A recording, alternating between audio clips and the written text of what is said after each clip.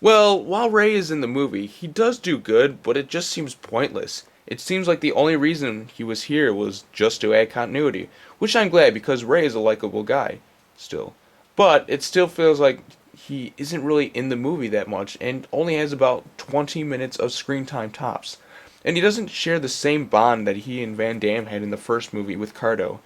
Ray also tries to develop a relationship with the first female fighter that appears in the Kumite, but it still adds nothing really that good to the film.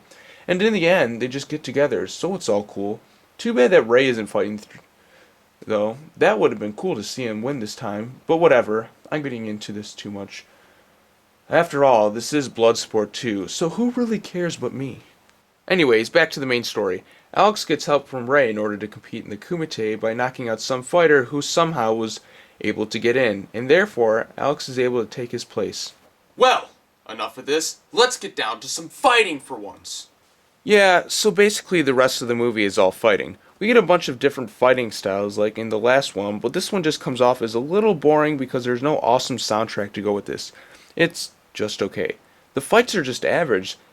The only one that really stands out is this one because this guy sounds like some monkey. I'm serious, they dubbed him over and gave him chimp sounds or monkey sounds or whatever the fuck kind of primate sounds you can have. What the hell? Why would you do that? Why? There isn't really much to say after that because the rest is really just fighting with just a bunch of throwaway characters. Alex makes a couple of allies, I guess, but beats them up anyway. Ray Jackson gets into a little sprawl with the demon character over that girl, and there is also some strange music selection here that sounds like it was from Seinfeld.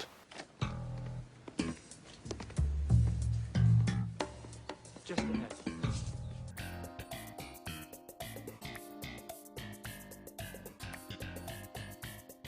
I don't know why it's so similar, but after hearing that, I thought Jerry Seinfeld was just going to come out and make some joke about it. Oh, it's me, Jerry Seinfeld!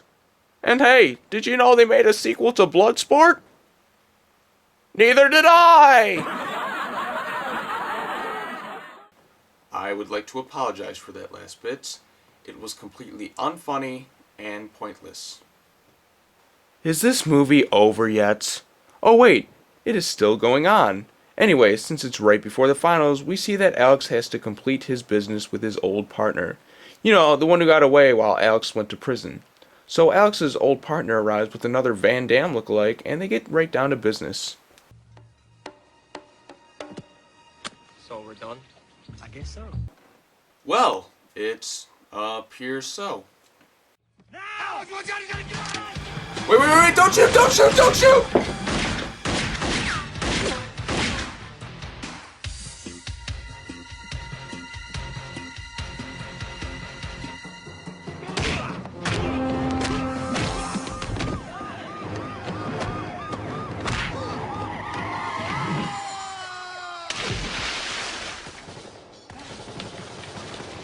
What's going on? Please, John. You set me up. Payback's a bitch, huh? Actually, out of all the scenes in this movie, this one here actually has the one moment I somewhat enjoy in this entire movie. Goodbye, John. Goodbye, Alex. Aw, you could have been 3 for 3 there, Ray. What the hell? So the bad guys get arrested, and Alex is off to fight Demon. But not before the movie blatantly copies the original.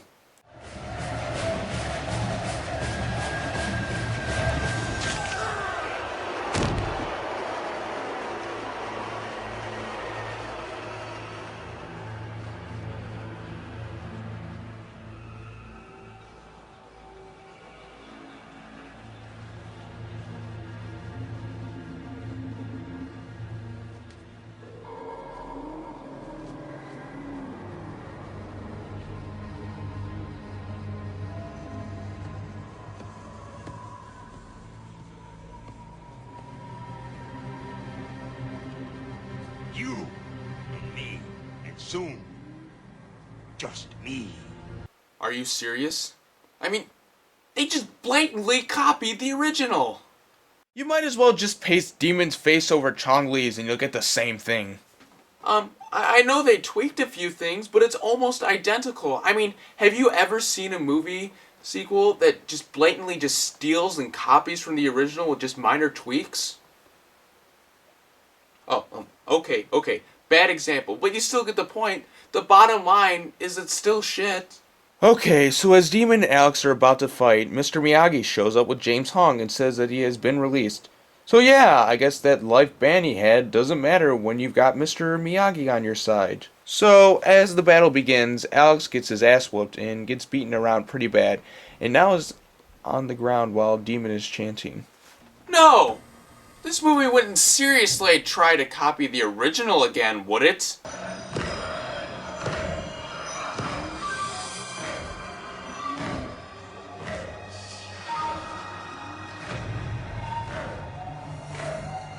You've got to be fucking kidding me! It's recopying the original again?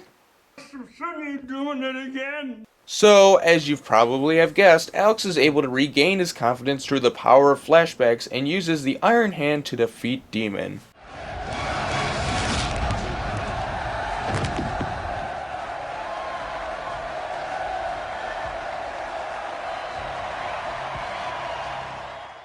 Hooray! He won! What a big fucking surprise!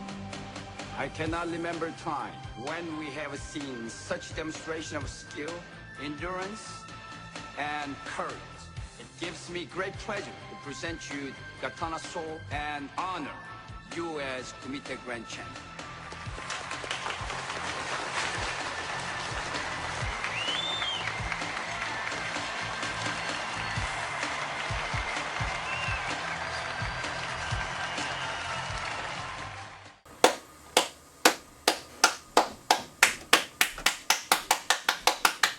You know what we're missing? More of those wonderful child actors. Let's bring them out for one last night. Come on, here we go. So you see, it is possible for all of us to have good and bad inside of us. You need to shut the fuck up. So those kids let out some more awful acting, Alex gets together with that one girl, and we get an ending title credit that looks like it was drawn on with red crayon. Well, in conclusion, this movie is flat out ass. It's impossible to connect to. The characters are forgettable, Ray Jackson is barely in it, the music is not nearly as awesome as it is in the first one, and the villain is incredibly pointless. Plus, it's a sequel to Bloodsport that came out 8 years after the original, without Van Damme. Why does it fucking exist? That's it. That's all the fucking shit I can take. I'm done with Bloodsport. Let's destroy it.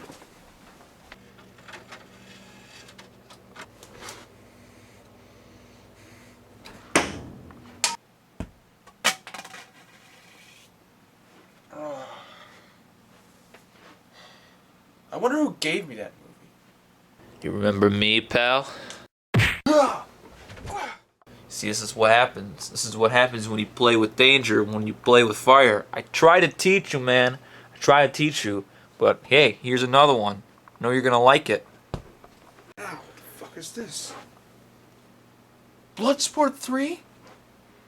You gotta be fucking kidding me. How many of these movies are there?